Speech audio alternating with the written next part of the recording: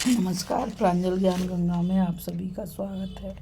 हम संक्षिप्त महाभारत का पाठ कर रहे हैं, जिसमें कि भीष्म पर्व चल रहा है। कल हमने कथा में पांडवों का भीष्म जी से मिलकर उनके वध के उपाय की कथा को पढ़ा था। अब 10वें दिन के युद्ध का प्रारंभ कथा को पढ़ेंगे। धृतराष्ट्र ने पूछा, संजय शिखंडी ने किस प्रकार भीष्म जी का सामना किया तथा भीष्म जी ने किस प्रकार पांडवों के साथ युद्ध किया। संजय ने कहा, जब सूर्योदय हुआ, भेरी मृदंग और नगारे बजने लगे, चारों ओर शंख ध्वनि होने लगी, उस समय समस्त पांडव शिखंडी को आगे करके युद्ध के लिए निकले। सेना का व्यूह निर्माण करके शिखंडी सबसे आगे स्थित हुआ। भीमसेन और अर्जुन उसके रथ के पहियों की रक्षा करने लगे। उसके पिछले भाग की रक्षा के लिए द्रौपदी के पुत्र अभिमन्यु खड़े हुए। इनके पीछे सात्यकी और चेकितान थे। इन दोनों के पीछे पांचाल देशीय योद्धाओं के साथ धृष्टद्युम्न था। उसके पीछे नकुल सहदेव सहित राजा युधिष्ठिर खड़े हुए। इनके पीछे अपनी सेना के साथ राजा विराट थे।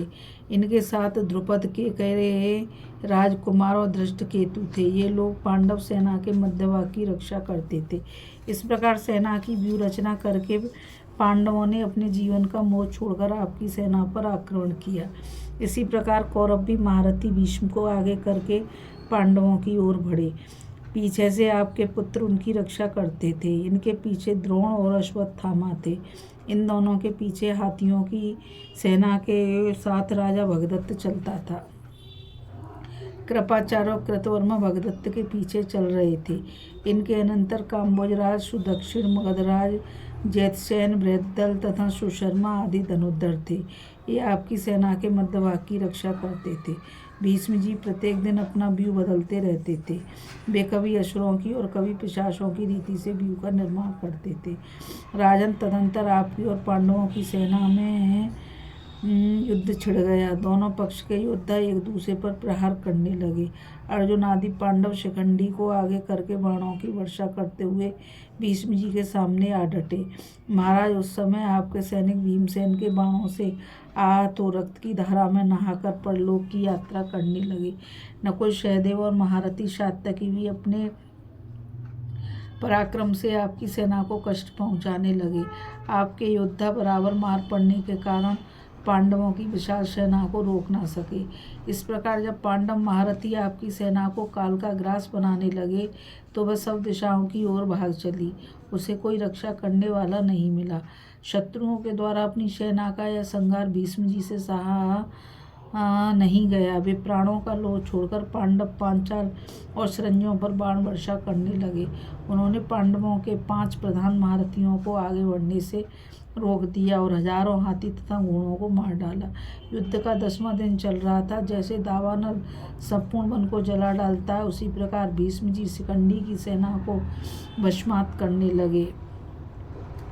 तब शिखंडी ने भीष्म की छाती में 3 बाण मारे। भीष्म जी को उन बाणों से अधिक चोट पहुंची, तो भी शिखंडी के साथ युद्ध करने की इच्छा न होने के कारण वे उससे हंसते हुए बोले, तेरी जैसी इच्छा हो शिखंडी, मुझ पर बाणों का प्रहार कर या ना कर, परंतु मैं तुझसे युद्ध नहीं करूंगा। विधाता ने तुझे जिस स्त्री शरीर में पैदा किया है, आज भी वही तेरा शरीर है, इसलिए मैं तुझे शिखंडिनी ही मानता हूँ। उनकी यह बात सुनकर शिखंडी क्रोध से मूर्छित होकर बोला, महाबाहो, मैं तुम्हारा प्रभाव जानता हूँ, तो भी पांडवों का प्रिय करने के लिए आज तुमसे युद्ध करूँगा। मैं सत्य की शपथ खाकर कहता हूँ भीष्म, निश्चय ही तुम्हारा वध करूँगा। मेरी यह बात सुनकर तुम जो उचित समझो करो। तुम्हारी जैसी इच्छा हो, बाणों का प्रहार करो या ना करो, पर मैं तुम्हें जीवित नहीं छोड़ सकता। जीवन की अंतिम घड़ी में एक बार इस संसार को अच्छी तरह देख लो भीष्म। ऐसा कहकर शिखंडी ने भीष्म जी को 5 बाणों से बीध डाला। अर्जुन ने भी शिखंडी की बातें सुनी और यही अवसर है, ऐसा सोचकर उन्होंने उसे उत्तेजित किया। वे बोले, वीरवर, तुम भीष्म जी के साथ युद्ध करो, मैं भी शत्रुओं को दबाता हूँ और बराबर तुम्हारे साथ रहकर लड़ूंगा। यदि भीष्म का वध किए बिना ही लौटोगे तो तुम्हारी और मेरी भी हंसी करेंगे। अतः पूरा प्रयत्न करके पितामह को मार डालो, जिससे हम लोगों की हंसी न होने पावे। धृतराष्ट्र ने पूछा, शिखंडी ने भीष्म जी पर कैसे धावा किया? पांडव सेना के कौन कौन महारथी उसकी रक्षा करते थे तथा 10वें दिन के युद्ध में भीष्म जी ने पांडवों और शरण्यों के साथ किस प्रकार युद्ध किया। संजय ने कहा, राजन, भीष्म जी प्रतिदिन की भांति उस दिन भी युद्ध में शत्रुओं का संहार कर रहे थे। अपनी प्रतिज्ञा के अनुसार उन्होंने पांडवों की सेना का विध्वंस आरंभ किया। उस समय पांडव और पांचाल मिलकर भी उनका वेग नहीं रोक सके। सैकड़ों और हजारों बाणों की वर्षा करके उन्होंने शत्रु सेना को तहस नहस कर डाला। इतने में वहां अर्जुन आ पहुंचे। उन्हें देखते ही कौरव सेना के रथी भय से थर्रा उठे। अर्जुन जोर जोर से धनुष टंकारते हुए बारंबार सिंहनाद कर रहे थे और बाणों की वर्षा करते हुए रणभूमि में काल के समान विचरते थे। जैसे सिंह की आवाज़ सुनकर हिरन भागते हैं, उसी प्रकार अर्जुन की सिंह गर्जना से भयभीत हो आपकी सेना के योद्धा भाग चले। यह देख दुर्योधन ने भय से व्याकुल होकर भीष्म जी से कहा, दादाजी, यह पांडुनंदन अर्जुन मेरी सेना को भस्म कर रहा है। देखिए ना, सभी योद्धा इधर उधर भाग रहे हैं। भीम के कारण ही मेरी सेना में भगदड़ मची हुई है। हालांकि चेकितान, नकुल, सहदेव, अभिमन्यु, धृष्टद्युम्न और घटोत्कच ये सभी मेरे सैनिकों को खदेड़ रहे हैं। अब आपके सिवा कोई इन्हें सहारा देने वाला नहीं है। आप ही इन पीड़ितों की प्राण रक्षा कीजिए। आपके पुत्र के ऐसा कहने पर भीष्म जी ने थोड़ी देर तक सोचकर मन ही मन कुछ निश्चय किया। इसके बाद उसे आश्वासन देते हुए कहा, दुर्योधन, मैंने तुमसे प्रतिज्ञा की है कि 10,000 महाबली क्षत्रियों का संहार करके ही रण से लौटूंगा। यह मेरा प्रतिदिन का काम होगा। इसको अब तक निभाता आया हूँ और आज भी वह महान कार्य पूर्ण करूँगा। या तो मैं ही मरकर रणभूमि में शयन करूँगा या पांडवों को ही मार डालूंगा। यह कहकर भीष्म जी ने पांडव सेना के पास पहुँचे और अपने बाणों से क्षत्रियों को गिराने लगे। उस दिन पांडव लोग रोकते ही रह गए, परंतु भीष्म जी ने अपनी अद्भुत शक्ति का परिचय देते हुए 1,00,000 योद्धाओं का संहार कर डाला। पांचालों में जो श्रेष्ठ महारथी थे उन सब का तेज हर लिया। कुल 10,000 हाथी और सवारों सहित 10,000 घोड़ों तथा पूरे 2,00,000 पैदल सैनिकों का विनाश करके वे धूम रहित अग्नि के समान देदीप्यमान हो रहे थे। उस दिन भीष्म जी उत्तरायण के सूर्य की भांति तप रहे थे। पांडव उनकी ओर आंख उठाकर देख भी नहीं पा रहे थे। तदंतर पितामह के उस पराक्रम को देखकर अर्जुन ने शिखंडी से कहा, अब तुम भीष्म जी का सामना करो। शिखंडी, उसमें तनिक भी डरने की जरूरत नहीं है, मैं साथ हूँ। बाणों से मारकर उन्हें रथ से नीचे गिरा दो। शिखंडी। अर्जुन की बात सुनकर शिखंडी ने भीष्म जी पर दावा बोल दिया। साथ ही धृष्टद्युम्न और अभिमन्यु ने भी उन पर चढ़ाई कर दी। फिर विराट, द्रुपद, कुंती भोज, नकुल, सहदेव, युधिष्ठिर तथा उनकी सेना के समस्त योद्धाओं ने भीष्म जी पर आक्रमण किया। तब आपके सैनिक भी उन महारथियों का मुकाबला करने को आगे बढ़े। जिनकी जैसी शक्ति और उत्साह था उसके अनुसार उन्होंने अपना प्रतिद्वंदी चुन लिया। चित्रसेन चेकितान से जा भिड़ा।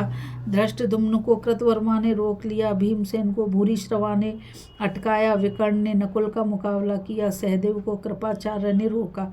इसी प्रकार घटोत्कच को दुर्मुख ने, सात्यकी को दुर्योधन ने, अभिमन्यु को सुदक्षिण ने, द्रुपद को अश्वत्थामा ने, युधिष्ठिर को द्रोणाचार्य ने तथा शिखंडी और अर्जुन को दुशासन ने रोक लिया। इनके अतिरिक्त आपके अन्य योद्धाओं ने भी भीष्म जी की ओर बढ़ने वाले पांडव महारथियों को रोका। इसमें केवल महारथी धृष्टद्युम्न अपने विपक्षी को दबाकर आगे बढ़ा और सैनिकों से पुकार कर कहने लगा, वीरों, क्या देखते हो? ये पांडुनंदन अर्जुन भीष्म पर धावा कर रहे हैं। तुम लोग भी इनके साथ आगे बढ़ो। डरो मत, भीष्म तुम्हारा कुछ भी नहीं बिगाड़ सकते हैं। इंद्र भी अर्जुन का मुकाबला नहीं कर सकते। फिर भीष्म की तो बात ही क्या है। सेनापति के यह वचन सुनकर पांडवों के महारथी बड़े उल्लास के साथ भीष्म के रथ की ओर बढ़े। यह देख पितामह के जीवन की रक्षा के लिए दुशासन ने अपने प्राणों का भय छोड़कर अर्जुन पर धावा किया और उन्हें 3 बाणों से घायल करके श्री कृष्ण के ऊपर 20 बाणों का प्रहार किया।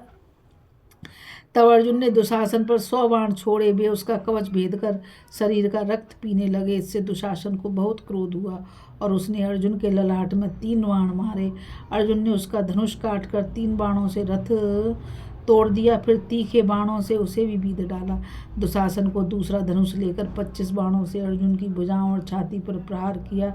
तब अर्जुन ने क्रोध में भरकर दुशासन के ऊपर यमदंड के समान भयंकर बाणों का प्रहार किया। उस समय दुशासन ने अद्भुत पराक्रम दिखाया। अर्जुन के बाण उसके पास पहुंचने भी नहीं पाते थे कि वह उन्हें काट कर गिरा देता था। इतना ही नहीं, उसने तीक्ष्ण बाण छोड़कर अर्जुन को भी घायल कर दिया। तब अर्जुन ने शान पर रगड़कर तीखे किए हुए अनेकों बाण चलाए। वे दुशासन के शरीर में धंस गए। इससे उसको बड़ी पीड़ा हुई और वह अर्जुन का सामना छोड़कर भीष्म के रथ के पीछे छिप गया। दुशासन अर्जुन रूपी अगाध महासागर में डूब रहा था। भीष्म जी उसके लिए दीप के समान आश्रयदाता हुए। इस कथा में बस इतना ही। अभी हम कथा में 10वें दिन के युद्ध का प्रारंभ की कथा को पढ़ रहे थे। अब हम आगे कथा में 10वें दिन के युद्ध के वृतांत की कथा को सुनेंगे। इस कथा में बस इतना ही। मुझ गीता रावत को आज्ञा दीजिए। कल फिर मिलेंगे एक नई कथा के साथ। और मैं आप सभी से यही कहना चाहूँगी कि इस चैनल को ज़्यादा से ज़्यादा लाइक, शेयर और सब्सक्राइब कीजिए ताकि यह अमूल्य ज्ञान अधिक से अधिक लोगों तक पहुँच सके। राधे राधे। जय श्री कृष्णा। नमस्कार।